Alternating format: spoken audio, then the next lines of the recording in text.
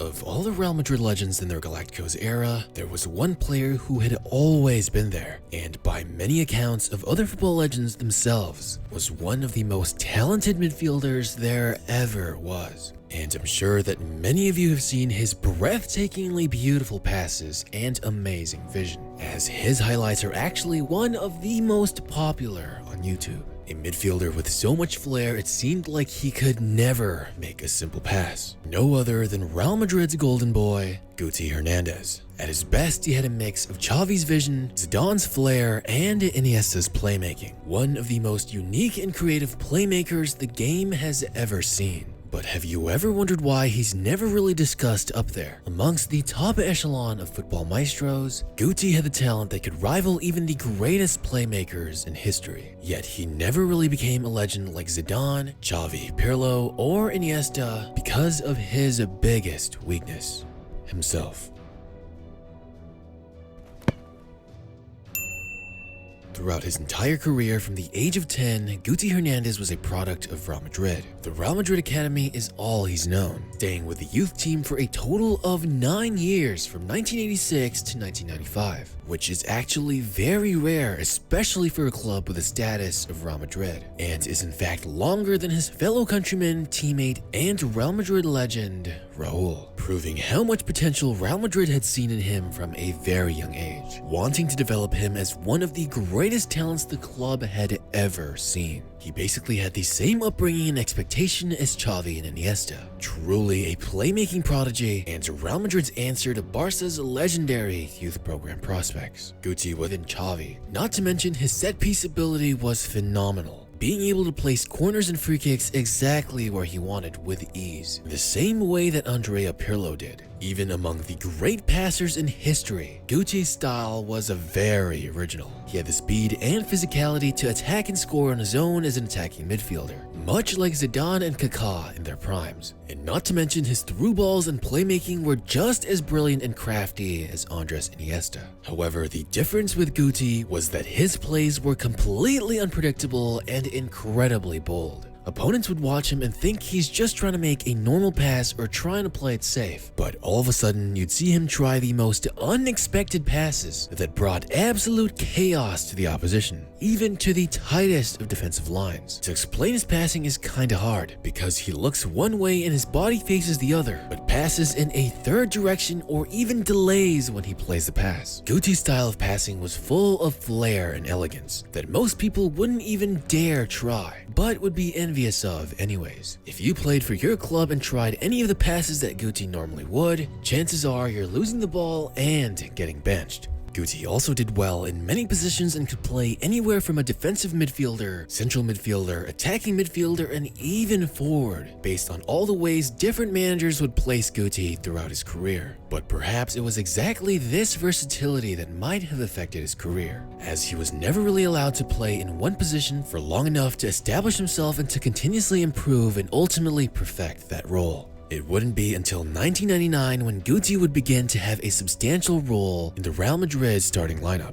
Guti was asked to fill the role left by legendary midfielder Clarence Seedorf after he departed the club, as the youngster was just breaking into the starting 11, showing that even someone as young as him could fill the shoes left by an incredibly legendary player like Seedorf.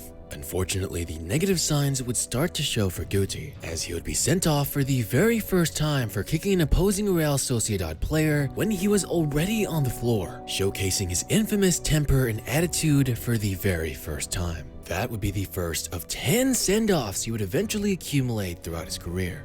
Think of it like this: Guti was a child prodigy raised by the most prestigious club his whole career. It's already incredibly rare that Madrid hold on to a player that long, and even more rare that they keep someone from their youth program. And let's be honest, the guy was very good looking, and he knew that he was an absolutely world-class player, which led to the formation of a very strong ego since his youth days. In the 2000-2001 season, just as Guti was getting comfortable playing his position, he'd be asked to play as a forward, replacing Fernando Morientes after he received a season-ending injury. Guti would play incredibly well, considering it was basically his first time playing up top, by scoring 18 goals and even having 7 assists in 46 matches, with his production helping Real Madrid win their first La Liga title in 4 seasons.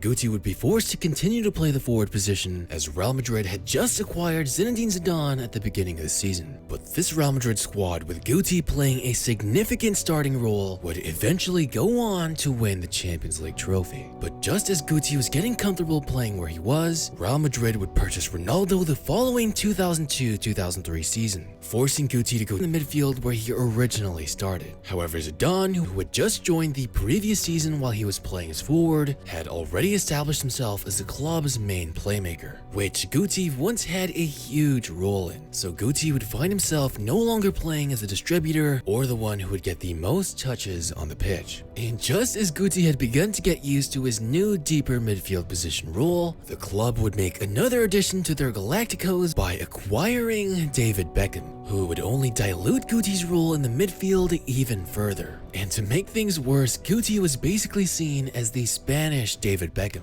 The club was seemingly pushing him further and further to the bench just to solidify their superstar signings and to get as much commercial profit as possible. As a few years would go by and he was still never given a permanent role in the club where he could really develop and make his own. Guti once again had to adjust to a new style of play and deal with the fact that Real Madrid would always play their Galactico superstars first, which meant more bench time for Guti. And it wouldn't be until 2006, after Zidane's departure, himself as a creative playmaker and the focal point of the midfield, because in his own words, it was always his favorite position. And when given the keys to the midfield and allowed to shine, Guti would even score 2 goals and have 3 assists in one match, showing you just how phenomenal he really was. But eventually signed Ricardo Kaká in 2008, which would once more hinder his full role in the club. So throughout his 15-year career at Real Madrid, which is longer than guys like Cristiano Ronaldo and Karim Benzema, Guti never really had a solid foundation playing a single role, as opposed to the great midfielders we know like Xavi and Iniesta. Imagine how adding a veteran legend like Zidane fill up their positions while they were still young and developing players. Who knows how much they would have had to adapt to a different playstyle or how different their careers would be today. I'd imagine it must have been really frustrating for Guti to go through, especially since he had always been loyal to Real Madrid since his youth days. The inconsistency with his role in Madrid had left Guti with probably his biggest flaw, his attitude.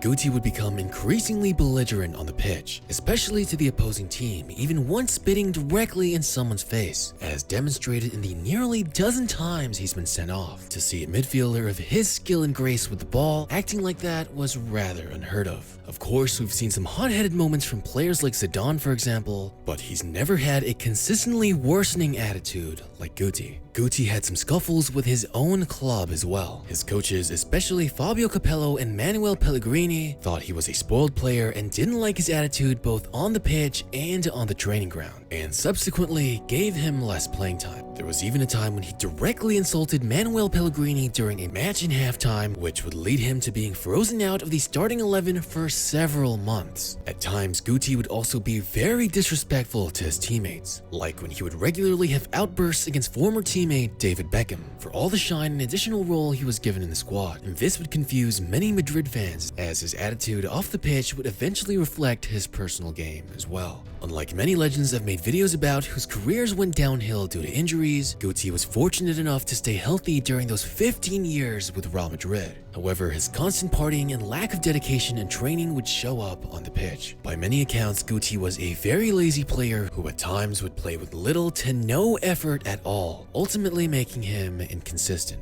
This is evident in the amount of times his country Spain would call him to play for international duty. With only 13 caps throughout his entire career, his talent was always there. When he tried, he was truly one of the best in a generation of legendary players. But his entitled attitude and lack of effort was just too much. Wesley Sneijder, during his time in Madrid, would say that Guti would not speak to him for 3 months after his arrival because he didn't like him. But despite even this, Sneijder says that Guti is the best player he has ever played with, adding to the fact that he learned a lot about the game through watching Guti play. At his best, Guti could rival about any legendary midfielder or playmaker you could think of, but ultimately, perhaps his treatment in Real Madrid had caused his work ethic to diminish and his passion for the game to decline over time.